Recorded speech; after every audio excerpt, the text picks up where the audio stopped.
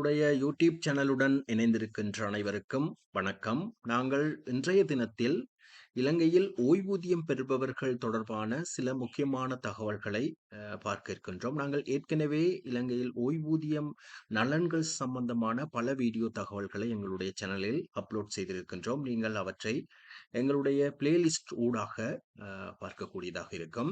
எங்களுடைய வீடியோ தகவல்கள் உங்களுக்கு பிடித்திருந்தால் இதனை லைக் செய்து உங்கள் நண்பர்களுடன் ஷேர் செய்து கொள்வதோடு எங்களுடைய யூடியூப் சேனலை சப்ஸ்கிரைப் செய்து கொள்ளுங்கள். நாங்கள் இன்றைய வீடியோ ஊடாக முக்கியமாக எதிர்காலத்தில் வர இருக்கின்ற ஓய்வூதிய திட்டங்கள் மற்றும் ஏற்கனவே சுற்றறிக்கைகள் வெளியிடப்பட்டு அவை முறையாக நடைமுறைப்படுத்தாத பல சந்தர்ப்பங்கள் மற்றும் இலங்கையில் ஓய்வூதிய நலன் பெறுபவர்கள் எதிர்நோக்குகின்ற பல்வேறு பிரச்சனைகள் மற்றும் அவர்கள் உரிமைகளை வென்றெடுப்பதற்காக போராடுகின்ற நிலைமைகள், எதிர்காலத்தில் அவர்கள் எவ்வாறு செயற்பட வேண்டும் போன்ற முக்கியமான தகவல்களை பார்க்க இருக்கின்றோம். இந்த வீடியோனுடைய சுருக்கத்தினை சிங்கள மொழி மூலமாக இந்த வீடியோவின் இறுதியில் நீங்கள் பார்க்கக்கூடியதாக இருக்கும். நிச்சயமாக இலங்கையில் 7 லட்சத்துக்கும் மேற்பட்ட ஓய்வூதிய நலன்களை பெறுகின்றவர்கள் இருக்கிறார்கள். எதிர்காலத்தில் பலர் இத்திட்டத்தில் இணைய இருக்கிறார்கள். இருப்பினும் இவர்கள் பல பிரச்சனைகளுக்கு முகங்கொடுத்து வருகின்ற ஒரு சூழ்நிலை காணப்படுகிறது. உரிமைகளுக்காக போராட வேண்டிய நிலைமைகள் காணப்படுகிறது. தாபனக்கோவை மற்றும் தொடர்புடைய சுற்றறிக்கைகள் இவர்களுடைய உரிமைகள் தொடர்பாக பல விதப்புரைகளை கூறியிருக்கின்ற போதிலும் அவை முறையாக நடைமுறைப்படுத்தப்படாத சூழ்நிலைகள் காணப்படுகிறது. நிச்சயமாக நாங்கள் இந்த வீடியோ ஊடாக பலருக்கு தகவல்களை நாங்கள் வழங்கக்கூடியதாக இருக்கும் என்று நாங்கள் நினைக்கின்றோம். நிச்சயமாக ஓய்வூதியம் பெறுபவர்கள் இலங்கையில் எதிர்நோக்குகின்ற பிரதானமான பிரச்சனைகள் பல காணப்படுகிறது. அதில் முக்கியமாக அவர்களுடைய பொருளாதார பிரச்சனைகள். உதாரணமாக ஒரு அரசு ஊழியர் ஓய்வு பெறுகின்ற போது ஓய்வு பெறுகின்ற தருணத்தில் அவர் பெறுகின்ற அடிப்படை சம்பளத்தில் ஒரு குறிப்பிட்ட சதவீதம் ஓய்வூதியமாக வழங்கப்படுகிறது.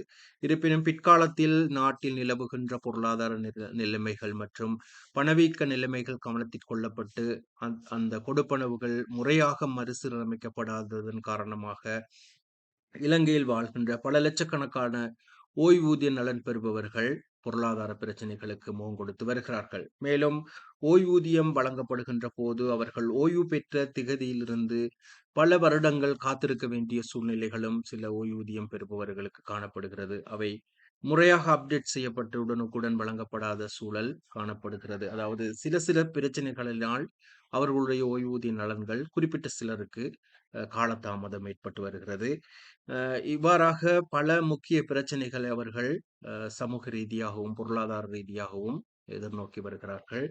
இந்த போராட்டங்களிலிருந்து இந்த உரிமைகளை வென்றெடுப்பதற்காக தங்களுடைய நலன்களை பாதுகாத்துக் கொள்வதற்காக அவர்கள் போராட வேண்டிய ஒரு சூழல் ஏற்பட்டு வருகிறதை நாங்கள் பார்க்கின்றோம். இங்கு நான் மே மாத முதல் வாரத்தில் கொழும்பில் ஓய்வூதியம் பெறுபவர்கள் ஒரு போராட்டத்தில் ஈடுபட்டிருந்தார்கள். அவர்கள் தங்களுடைய கோரிக்கைகளை அரசாங்கத்துக்கு எடுத்துரைப்பதற்காக இந்த போராட்டத்தில் அவர்கள் ஈடுபட்டிருந்தார்கள். பல ஓய்வூதிய நலன் பெறுபவர்கள் இதில் இணைந்து கொண்டிருந்தார்கள். சமூக வலைதளங்களில் இந்த தகவல்கள் பரவலாக பேசப்பட்ட ஒரு விடயமாக காணப்படுகிறது.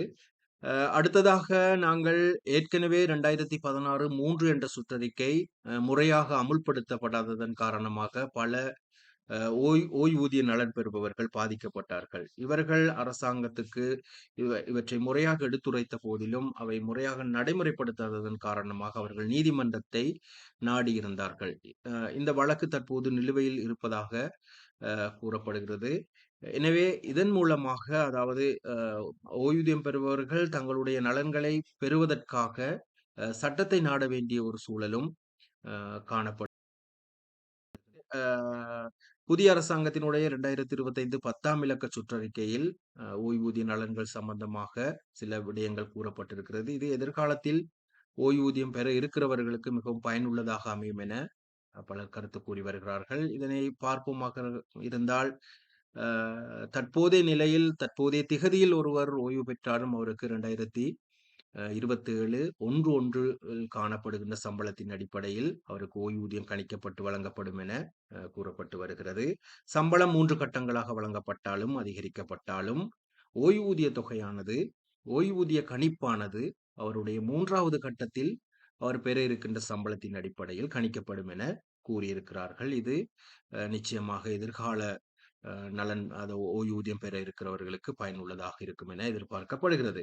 புதிய அரசாங்கத்தினுடைய 1வது பட்ஜெட்டின் அடிப்படையில் ஓய்வூதியம் பெறுபவர்களுக்கு எவ்வாறான ஒரு நலன்கள் கிடைக்கும் என்பது சம்பந்தமான சுற்றறிக்கையை ஓய்வூதியம் பெறுபவர்கள் மிகவும் ஆவலுடன் எதிர்பார்த்திருக்கிறார்கள். மே மாதம் 14 அல்லது 15ஆம் தேதியில் அது வெளியிடப்படும் என கூறப்பட்டிருந்தாலும் சற்று காலதாமதம் ஏற்பட்டிருக்கிறது. அநேகமாக அடுத்த வாரத்தில் நாங்கள் எதிர்பார்க்க முடியும் அந்த சுற்றறிக்கையினை. இவ்வாறாக நிச்சயமாக நீங்கள் அனைவரும், அதாவது ஓய்வூதியம் பெறுபவர்கள், நீங்கள் எக்காலத்தில் ஓய்வு பெற்றாலும் ஓய்வூதிய நலன்களை பாதுகாக்கின்ற பல அமைப்புகள் காணப்படுகின்றன. உங்களுடைய சேவையுடன் தொடர்புடைய அல்லது சகல சேவைகளையும் இணைத்த பொதுவான பல ஓய்வூதிய அமைப்புகள் காணப்படுகின்றன. அந்த அமைப்புகளுடன் நீங்கள் இணைந்து கொள்ளுங்கள். குறிப்பாக விஸ்ராமிக்கன்ගේ මිකම් සුරකිමි ජාතික සංවිධානය என்ற அமைப்பு மற்றும் விஸ்ராமிக்க குரு விதுகல்பதி எக்கமுத்துவ மற்றும் விஸ்ராமிக்க சங்கம் எக்கமுத்துவ, அதாவது ஓய்வூதியம் பெறுபவர்களுடைய சங்கங்களின் கூட்டமைப்பு ஒன்றும் காணப்படுகிறது.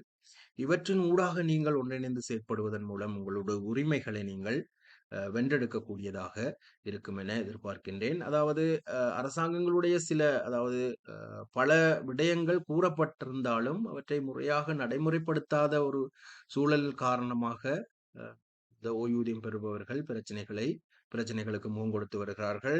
புதிய அரசாங்கத்தினுடைய ஜனாதிபதியும் தன்னுடைய வரவு செலவு திட்ட உரையின் போது ஓய்வூதிய நலன்கள் பற்றி கருத்து கூறுகிற சந்தர்ப்பத்தில் காணப்படுகின்ற ஒரு சிறிய பட்ஜெட்டில் சகலருடைய பிரச்சனைகளையும் நாங்கள் முடிந்தளவு தீர்க்கின்றோம் என்றும், ஓய்வூதிய முரண்பாடுகளை எதிர்காலத்தில் ஏற்படாத வண்ணம் அவற்றை மறுசீரமைப்பதாகவும், 2020 முன்பு ஓய்வு பெற்ற சகலருக்கும் பயன் கிடைக்கும் என்றும் கருத்து கூறியிருந்ததோடு, 2020 முதல் 2024 இறுதி வரை ஓய்வு பெற்றவர்கள் சம்பந்தமாக அவர் கருத்துக்களை கூறாததன் காரணமாகவும் பல ஓய்வூதியம் பெற்றவர்கள் வியப்படைந்திருந்ததோடு அவர்கள் ஆர்ப்பாட்டத்திலும் ஈடுபட்டிருந்தார்கள்.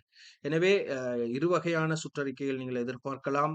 சில சந்தர்ப்பங்களில் சகல பிரச்சனைகளுக்கும் ஒரே சுற்றறிக்கையில் தீர்வு வழங்கவும் எதிர்பார்க்கலாம். பார்ப்போம், நாங்கள் அடுத்த வாரத்தில் அது சம்பந்தமாக அரசாங்கத்தினுடைய சுற்றறிக்கை வெளிவந்தவுடன் நீங்கள் அதனை பார்க்கக்கூடியதாக இருக்கும். මෙම වීඩියෝවේ සාරංශය මං සිංහල භාෂාවෙන් කෙටියෙන් ඉදිරිපත් කරන්නම්. ඇත්තටම විශ්‍රාමිකයන්ගේ ගැටලු ලංකාවේ තිබෙනවා. ඒගොල්ලෝ තමන්ගේ අයිතිවාසිකම් ලබා ගැනීමට උද්ඝෝෂණවල නිරත වීමට පවා සිදු වී තිබෙනවා. නියමිත වේලාවට විශ්‍රාම ප්‍රතිලාභ නොලැබීම සහ පවතින ආර්ථික තත්ත්වයට අනුව ඒ විශ්‍රාමික ප්ලෑන් එක සංශෝධනය නොවීම නිසා විවිධ ආර්ථික ගැටලුවන්ට මුහුණ පාස් වී තිබෙනවා. මෙම ගෙවීම් ප්ලෑන් එක වෙනස් කරගන්නට ඒගොල්ලෝ තමන්ගේ අයිතිවාසිකම් ලබා ගැනීමට උද්ඝෝෂණයවල නිරත වීමට සිදු වී තිබෙනවා. ඒ වගේම 2016 තුන චක්‍රලේඛයේ නියමිත ආකාරව ක්‍රියාත්මක නොවූ නිසා ඒගොල්ලෝ නඩුවට පවා යාමට සිදු වී තිබුණා.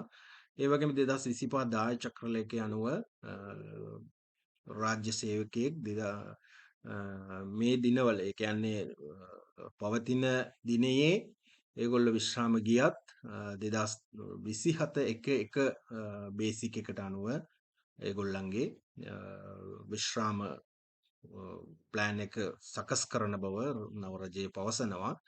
ඒ කියන්නේ ඒ වගේම බේසික් එක වැඩි වී තිබෙන නිසා ඒක ලොකු සාහනයක් බවට පත් වී කියලා හිතෙනවා. ඒ වගේම විශ්‍රාම ප්‍රතිලාභ නව රජයේ විශ්‍රාම ප්‍රතිලාභ ලබා දීම සම්බන්ධ වූ චක්‍රලේඛය මෙයි 14 හෝ 15 නිකුත් වීමට තිබුණත් ඒ නියමිත වේලාවට නිකුත් වුණේ නැහැ. අපි බලාපොරොත්තු වෙන ලබන සතියේ ඕක නිකුත් වෙයි බව ඒ තුලින් විශ්‍රාම විශ්‍රාමිකයන්ට සානයක් ලැබේවා කියලා මම ප්‍රාර්ථනා කරනවා. ඒ වගේම මේ තියෙනවා මේ විශ්‍රාමිකයන්ගේ හිමිකම් සුරකීමේ සංවිධානයේ විසින් නිකුත් කරන ලද මාධ්‍ය නිවේදනය මම මේකට ඇතුල් කරගෙන තියෙනවා. ඒකේ සංවිධාන කීපයක් තිබෙනවා. ඒ සංවිධානවල ඔයගොල්ලෝ එකමුතු වී වැඩ කරනකොට ඔයගොල්ලන්ගේ අයිතිවාසිකම් සුරකීමට කටයුතු කළ හැකි බව මම සිතෙනවා. ஓகே. அப்ப இந்த வீடியோ உங்களுக்கு பிடித்திருக்கும் என்று நினைக்கின்றேன். எனவே இதனை லைக் செய்து உங்கள் நண்பர்களுடன் ஷேர் செய்து கொள்ளுங்கள். நாங்கள் சுற்றறிக்கை வெளியிடப்பட்டவுடன் நிச்சயமாக இது சம்பந்தமான மேலதிகமான தகவல்களை உங்களுக்கு வழங்க காத்திருக்கின்றோம். மேலும் ஒரு வீடியோவில் உங்களை சந்திக்கும் வரை அனைவருக்கும் நன்றி, வணக்கம்.